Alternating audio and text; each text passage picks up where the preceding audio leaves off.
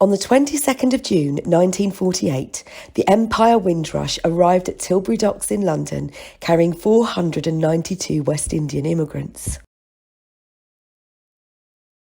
Post-World War II Britain was struggling to rebuild and facing a national shortage of able-bodied workers, meaning that many trades, industries and production lines were grinding to a halt, causing the country to struggle to recover from the cost of the war. As a result, the British government passed the Nationality Act, which gave British citizenship to people who lived in Commonwealth countries and allowed them the right to settle in Britain. The aim of this was to encourage Commonwealth citizens to emigrate and help rebuild the country. This voyage was the first of many over the preceding decades, with tickets for the journey on board Empire Windrush being sold for £28, which equates to around £600 today. Many of the passengers who bought this first wave of tickets were young men who had been members of the Royal Air Force during the Second World War and sought to rejoin the British Armed Forces, whilst others undertook the voyage to see what opportunities Britain would present. And it didn't take long. On July 5th, the new National Health Service starts, providing hospital and specialist services, medicines, drugs and appliances, care of the teeth and eyes, maternity services. 2 weeks after the arrival of the Empire Windrush, the National Health Service was formed on the 5th of July 1948, with a vision of providing high-quality health services for all citizens in Britain, free at the point of need. However, it became clear very quickly that in the aftermath of World War II, there was a shortage of qualified healthcare professionals, and that the scheme would completely collapse if it were not for Commonwealth citizens coming to join its workforce. And this links the history of the black people of Britain with the history of the NHS forever. Britain had seen medical professionals from overseas before the formalisation of the NHS. One of the most well-known was Jamaican-born battlefield nurse Mary Seacole, who is remembered for her work with British troops in the Crimean War. However, she was not the only one. In 1881, Annie Brewster, who was born in the Caribbean island of St Vincent, entered the London hospital as a probationer nurse and was appointed to the hospital's nursing staff in 1884. She was promoted to nurse in charge of the ophthalmic ward in 1888 and remained in post for 14 years before her death. A lesser-known nurse is Sarah Woodbine, who caused a divide amongst medical professionals in October 1898 when an article was written about her in what would later become the British Journal of Nursing. The article was entitled A Plea for Equality and explained that despite training as a nurse at the Croydon Infirmary and finishing first in her class, Sarah, who was originally from Argentina, could not find a nursing role suitable for her qualifications, and she was forced to work as an assistant nurse in a fever hospital, despite there being a national shortage of nurses at the time. In the weeks that followed, the journal published multiple letters from nurses who had mixed feelings, with some challenging Sarah's right to take up qualified roles because she wasn't an English girl, whilst others afforded Sarah honour and praise for her great courage and determination in coming to England to gain her nursing qualification. It wasn't just nurses who came from overseas to provide medical care in Britain. In 1892, Dr. John Alcindor left his home in Trinidad to study to become a doctor in Scotland after winning a scholarship. Upon graduating with first-class honours, he settled in London and worked in many hospitals before establishing his own GP practice in Paddington in 1907, where he became one of the first black general practitioners in the UK. And in 1904, Dr. Harold Moody left his home in Jamaica and moved to London, where he studied medicine at King's College before setting up his own GP practice in Peckham.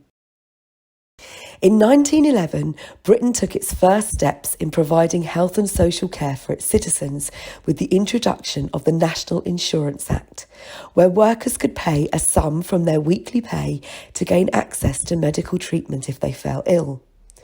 This led to further formalisation in healthcare in 1919, when the Nursing Registration Act was introduced, which required all qualified nurses in Britain to be recorded on a register to confirm that they had passed a certain level of training. The register unfortunately didn't record ethnicity, and therefore it's difficult to tell how many black nurses were working in Britain before the formalisation of the NHS, unless they were featured in other documents, such as Eva Lowe, who came from Jamaica in 1932 and trained as a nurse at St Nicholas Hospital in London before joining the register in 1935. Princess Oma Oba Ademola, who was the daughter of a significant king in the southern region of Nigeria, had her early nursing journey recorded in a film produced by the Colonial Film Unit, who made a number of documentary shorts to encourage Commonwealth citizens to start new lives in Britain. After attending school in Somerset in 1936, she began a life and career in British nursing that spanned over 30 years. Another princess who began her nurse training in 1936 was Princess Sahai Selassie, who was the daughter of an Ethiopian emperor. She graduated as a state-registered children's nurse in 1939 and worked at London's Great Ormond Street Hospital for sick children. However, she returned to Ethiopia in 1941, where she died a year later from complications during childbirth. Between 1948 and 1970, nearly 500,000 Commonwealth citizens moved to Britain, and they became known as the Windrush Generation, with many of them making their journeys specifically to join the NHS workforce. Daphne Steele was born in 1929 in Ghana and started nursing and midwifery training in 1945 at the public hospital there. She emigrated to the UK in 1951 and started out on a fast-track training programme at St James's Hospital in Balham. After a brief period working as a nurse in the United States, she returned to Britain in 1960, where she worked as a nurse at RAF Bryce Norton and then a deputy matron at a nursing home. In 1964, Daphne made history by becoming the first black NHS matron in Britain at St Winifred's Hospital in Ickley. When the hospital closed in 1971, Daphne retrained as a health visitor and remained in that role until her retirement. Tryphena Anderson was born in 1933 in Jamaica, and in 1952, at the age of just 19, she moved from Jamaica to England to train as a nurse at Nottingham General Hospital. She went on to qualify as a midwife and became the first black person to receive a bursary to train as a health visitor in the UK. She worked for the NHS for more than 30 years before her retirement. Dr. Eddie Adams was born in Ghana, and in 1953, aged 27, he travelled to England following being awarded a grant to study medicine at King's College in London. He qualified as a surgeon, and his first job in the NHS was at King's College Hospital. He worked as a surgeon in major hospitals across London up until 1977, when he opened his own practice in Streatham. Dr. Stanley Munsawmi was also born in Ghana, and in 1956, aged just 19, he travelled to Scotland to study medicine at Edinburgh University and graduated in 1965. He started working as a locum, progressing to the position of registrar, where he worked at Edinburgh Royal Infirmary until 1973, before he went into general practice. But it wasn't just medical professionals who answered the call to come to England. In 1960, aged just 20, Nelson August left St Lucia for England. He worked in factories, on building sites and as a grave digger until 1972, when he began work as a general porter at the National Heart Hospital in London. He subsequently became a theatre porter and ultimately supervisor until he retired in 1994. And Caswell Jeffrey, who was a qualified carpenter in Jamaica, also travelled to England in 1960 and started working as a carpenter at the General Hospital in Birmingham, where he worked for more than 30 years until he retired in 1992. Despite the fact that Commonwealth citizens came to Britain upon invitation of the British government in order to rebuild the country following the war, they were often met with racism, rejection and unfair treatment known as the colour bar, where colour prejudice was part of daily life. Many struggled to find adequate housing or access businesses and services, and they often found it difficult to find work which matched their level of skills and education. By the late 1950s and early 1960s, racial tensions in the country rose significantly, with many people calling for the government to end mass immigration from the Commonwealth. In 1962, the Conservative government's solution to this was to limit the number of Commonwealth citizens allowed to emigrate to Britain by tightening the regulations, permitting only those with government-issued employment vouchers, which were typically only for high-skilled workers such as doctors, to settle in Britain. This was formalised by the Commonwealth Immigrants Act of 1962. However, this did nothing to improve race relations, and in 1965 the Labour government took a different approach by creating legislation which made it a civil offence to discriminate against someone in a public place on the grounds of colour, race or ethnic origin. However, it was considered a weak piece of legislation that failed to end racial discrimination, and as a result, in 1968, the Race Relations Act was extended to make it illegal to refuse housing, employment and public services to people on the basis of race.